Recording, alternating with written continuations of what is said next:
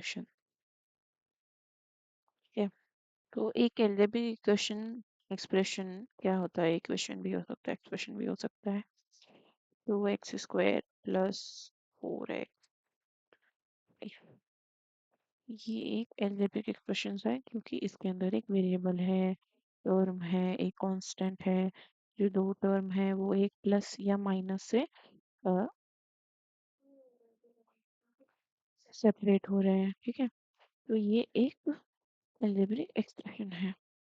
तो अगर मुझे ये एक एल्जेब्रिक एक्सप्रेशन को मुझे दूसरे एल्जेब्रिक एक्सप्रेशन के साथ में प्लस करना है, 4x² प्लस 5x प्लस 6, तो हम इसको कैसे करेंगे? ठीक है,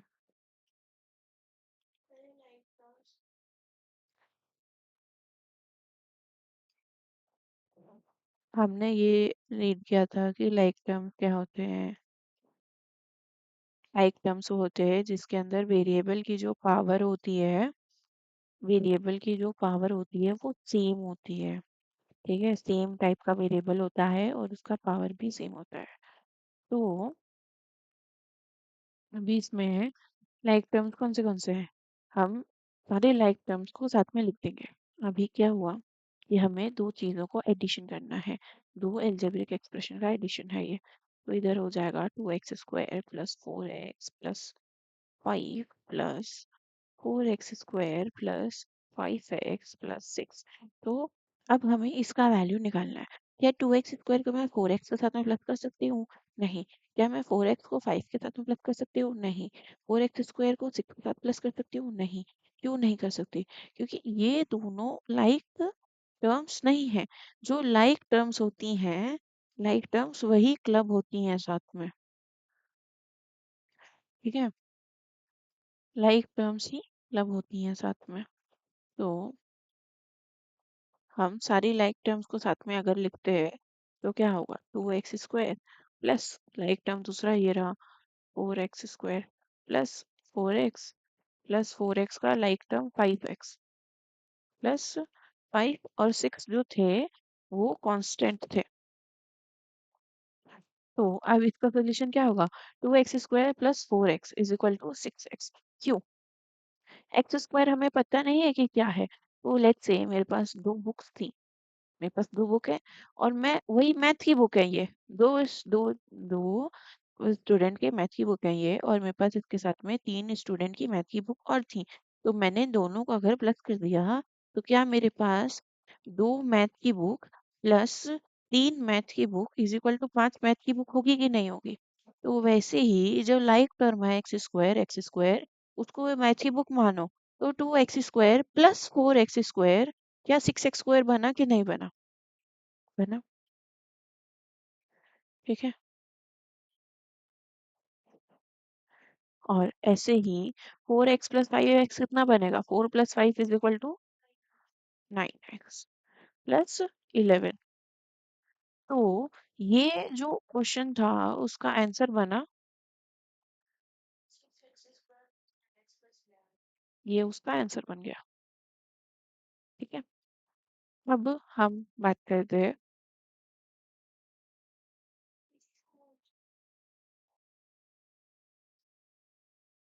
अब हम अगर बात करते हैं सब्सट्रैक्शन की, तो मुझे 2x² प्लस 4x प्लस 5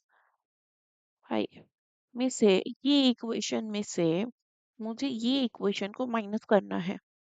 किसको माइनस करना है? इक्वेशन में लिखती हूँ, सिंपल लिखूंगी, x² प्लस 3x प्लस 7।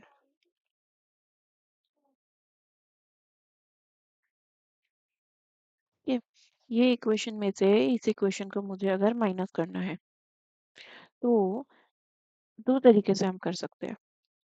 क्या तुम्हें ये पता है कि प्लस में अगर हम प्लस को मल्टीप्लाई करते हैं तो प्लस आता है, प्लस नंबर में अगर माइनस नंबर को मल्टीप्लाई करेंगे तो माइनस आएगा, माइनस में प्लस को मल्टीप्लाई करेंगे तो माइनस आएगा, माइनस में माइनस को मल्टीप्लाई करेंगे तो प्लस आएगा। ये अगर ये कवर हो चुका होगा अभी तक। ठीक है। तो मैं दो तरीके से कर सकती हूँ।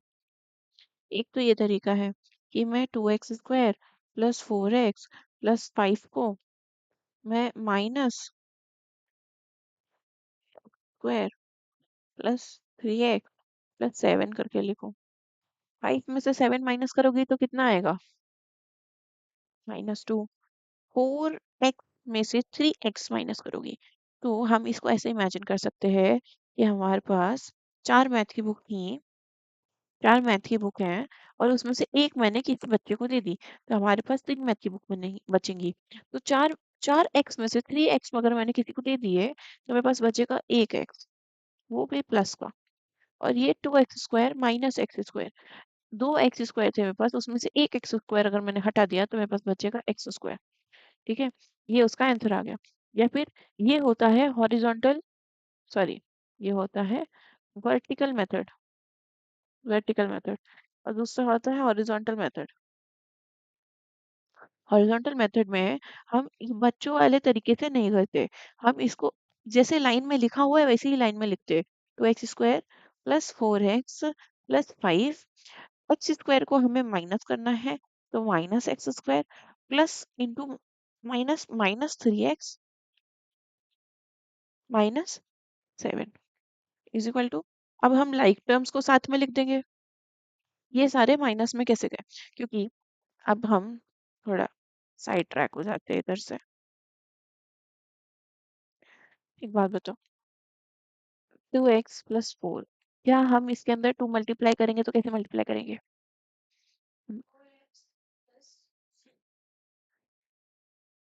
4x प्लस 6, गलत है। तुमने ये दोनों को प्लस थोड़ी किया, ये तो मल्टीप्लाई में है ना। 2 into 2x plus 4 is equal to 2 into 2x plus 2 into 4। ये जो 2 है ये इस ब्रैकेट में इक्वली डिवाइड हो गया है। 4x² प्लस 8, ये भी गलत है क्योंकि इधर सिर्फ x था तो ये x² कैसे बन गया? 2 इंटू 2 ही होगा, x² कैसे बन गया? तो ये 4x प्लस 8 होगा। ठीक है, अगर मैंने लिखा 2x इंटू, लेट्स से मैंने लिखा इधर, मैंने लिखा 2x, 2x, तो इसका आंसर आएगा 2x into 2x, 4x², 2x into 6 plus 12x, 2x का x। ठीक है, तो इसी तरीके से अगर मैं तुम्हें ऐसा बोलती हूँ कि हम -2x into 2x plus, sorry, 4x plus 7 अगर हम करते हैं तो -2x इंटू प्लस 4x कितना हो जाएगा? 4 इन, देखो, x जो था, x इंटू x² 2 इंटू 4 8, वो माइनस था ये प्लस था तो ये माइनस हो जाएगा। ठीक है, अगला जो है वो -2x into 7, minus minus into plus is equal to minus, तो 2 into 7 is equal to 14, x का x रह गया equal to -8x² minus 14x। ठीक है, इसी तरीके से इधर जब हमने ये -1 को इससे मल्टीप्लाई किया, इससे मल्टीप्लाई किया और इससे मल्टीप्लाई किया, जब मैंने ये ब्रैकेट को ओपन किया तो ये सारे माइनस के हो गए। ठीक है, अगर यहाँ पे ऑलरेडी एक माइनस में होता, उसको कैसे हैंडल करना है ये हम नेक्स्ट क्वेश्चन में देखेंगे। अभी ये हम क्या करेंगे, हम लाइक टर्म्स को साथ में रखेंगे ताकि ये हमें देखने के लिए इजी रहेगा। +4x minus 3x plus 5 minus 7, तो 2x² माइनस x², मेरे पास दो x² थे उसमें से मैंने एक x² हटा दिया तो बचा x² प्लस मेरे पास 4x थे उसमें से मैंने 3x हटा दिए तो उसमें मेरे पास बचा x, 5 में से 7 माइनस कर दिया तो -2। ठीक है, दोनों से हमारा आंसर सेम आता है, तो हॉरिजॉन्टल या वर्टिकल दोनों में से कोई सा भी तरीका हम अपना सकते हैं। लेट्स गो विद हॉरिजॉन्टल, क्योंकि हम हमेशा वर्टिकल नहीं करते रह सकते हैं। तो अगर मुझे 2x² plus 4x plus 5 minus 6x minus 4x² plus 7 है, तो मुझे ये करना था।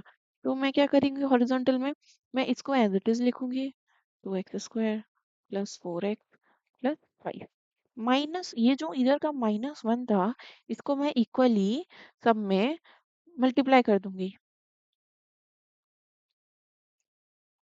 इसको मैं ये जो -1 था, इसको मैं सब में इक्वली मल्टीप्लाई कर दूंगी। ठीक है, तो ये क्या बनेगा, -6x -1 into -4 is equal to +4 plus 4x² -1 into +7 -7। तो इसका आंसर अब हम क्या करेंगे, हम लाइक टर्म को साथ में लिखेंगे, 2x² plus 4x² plus 4x minus 6x plus 5 -7 is equal to 6x²। 2x² थे, उसमें मैंने प्लस 4x² प्लस किया है, मेक श्योर टू रिमेम्बर इधर हमने प्लस किया है, इसलिए ये 8x² नहीं बना है, ये 6x² plus 4x minus 6x is equal to 2x, 2x minus 2, ये इसका आंसर आ जाएगा। तो this is all about addition and subtraction of algebraic equations. इसको हम थोड़ा सा मुश्किल भी कर सकते हैं, अगर मुझे इधर मुश्किल तभी होगा जब उसके जो कोएफिशिएंट्स हैं वो डिफरेंट डिफरेंट होंगे। तो लेट्स से कि मेरा क्वेश्चन ये है कि 1/4a plus 2/5b plus minus minus 3/3, इसको प्लस करना है मुझे, सी है, इसको मुझे प्लस करना है 3/4a sorry b plus 3/8 a plus 2/7 c, ये मुझे प्लस करना है। और मुझे प्लस करना है माइनस का 3/5a प्लस 2c, ये पूरी चीज को अगर मुझे प्लस करना है तो मैं क्या करूंगी, मैं इन सबके ब्रैकेट को सबसे पहले बोर्डमास रूल हम even though we are working on the expression, even though we are working on algebraic expression, we will always still follow BODMAS rule. ठीक है, तो सबसे पहले ब्रैकेट ओपन करना है अपने को। तो हम इसका जब ब्रैकेट ओपन करेंगे, इसका ब्रैकेट ओपन करेंगे तो कुछ भी नहीं है इसके आगे, तो उसका bracket as it is open हो जाएगा। तो ये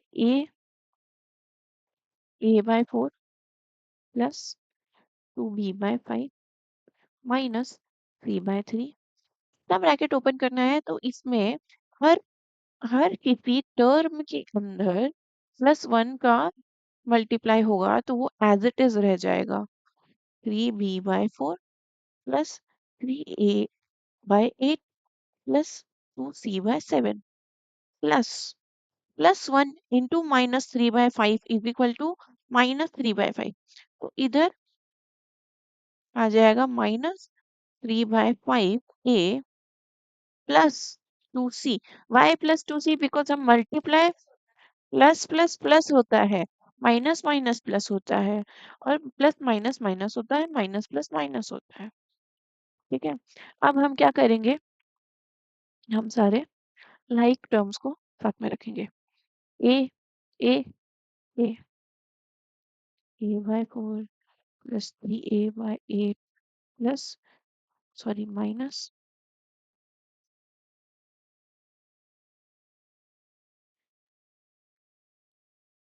3a/5 plus 2b/5, like term next क्या है, 3b/4 प्लस b और कोई नहीं है तो हम c पे आते हैं, वो है minus minus C by three plus 2c/7 plus 2c।